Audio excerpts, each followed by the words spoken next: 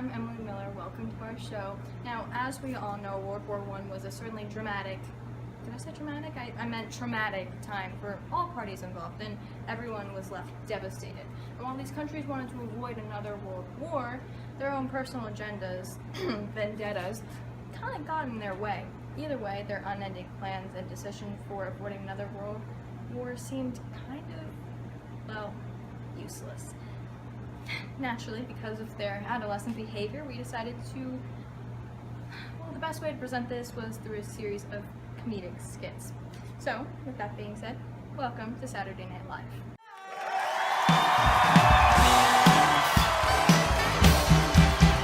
It's Saturday Night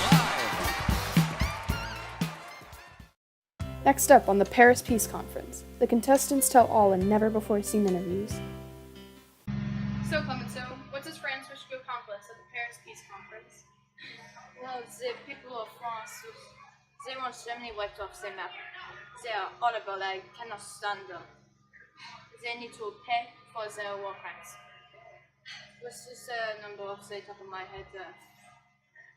6.6 billion euros? It's Germany, I'm sure they got that kind of money just lying around.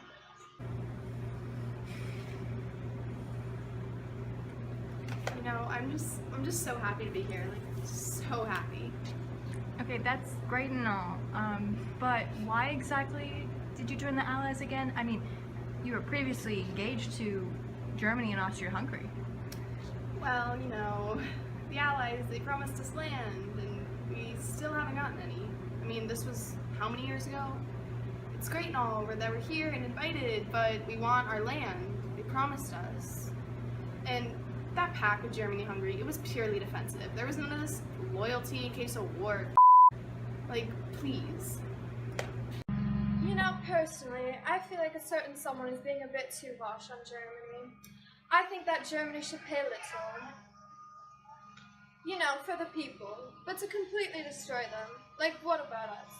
If giving Germany a little slack benefits Britain, then I'm all for it. I'd really like to appreciate some.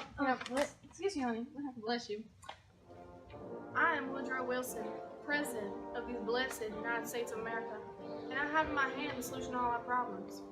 See, there are 14 points on this list. Point 14 being my personal favorite. See, this point describes a worldwide peace organization called the League of Nations.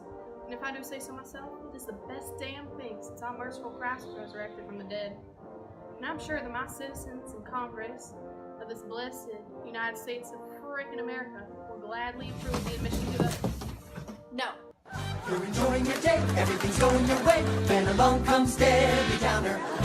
Always there to tell you about a new disease, a car accident or killer bees. You beg her to spare you, Debbie, please, but you can't stop Debbie Downer. Hey, Britain, how's your Navy? Oh, you know. Hey, Debbie. In Japan, I heard they killed thousands in Nigeria. Excuse me? Yeah, I mean, Japan, didn't you, like, invade and kill all of those innocent Chinese people? But in your defense, I mean, they should be used to it by now. They've been invaded a couple times by you.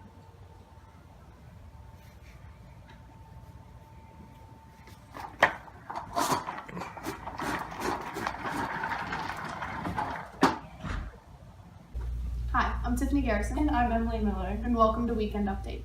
To start tonight's newscast off, France invaded the Ruhr, aka Germany's main industrial region. Now you'd think the League of Nations would step in and say, hey, France, stop.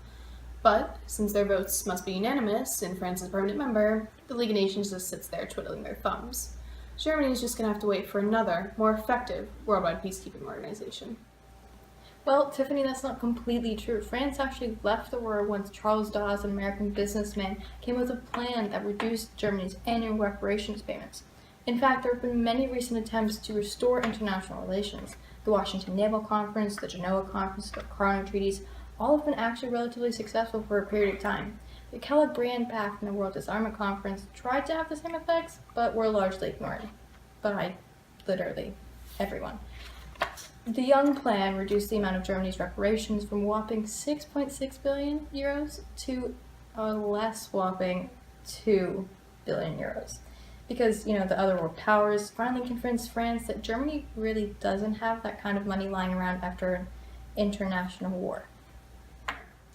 In other news, the port of Mamel was invaded recently by Lithuania, who claimed it to be theirs. But before any actual excitement could occur, like killings and mass destruction, the League of Nations decided to be an international zone, and Lithuania accepted the compromise.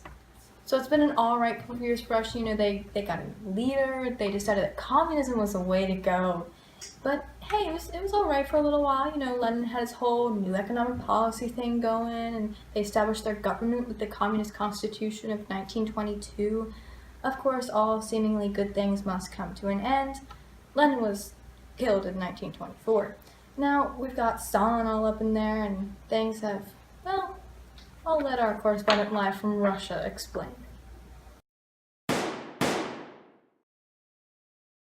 Things aren't looking too good for Russia. Back to you guys. That's all for tonight. I'm Tiffany Garrison. And I'm Emily Miller. And this has been your Weekend Update.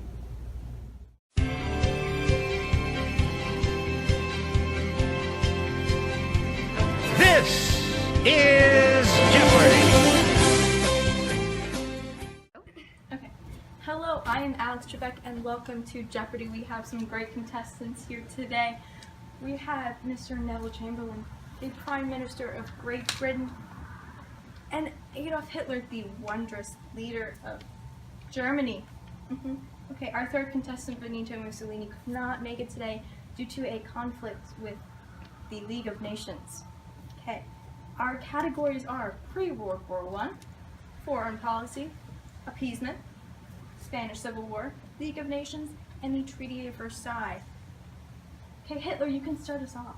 I'll take pre-World War I for 200. Okay, this telegram between Germany and Mexico caused the USA to enter World War I. What is a mistake? Correct, you have the board. I'll take Treaty of Versailles for 400. Okay, this is a group of representatives from Germany who signed the Treaty of Versailles. The November criminals, those traitors who betrayed Germany and cost us the war! That would not be it. And please remember to phrase your responses as questions. Mr. Chamberlain, I believe it is your turn next. Thanks, Alex. I'll have foreign policy for 200. Okay, this is the type of foreign policy thought out by France and Britain that led to Germany invading many European countries. What is a good idea? Oh, sorry, the correct response was, what was the worst thing France and Britain has ever done?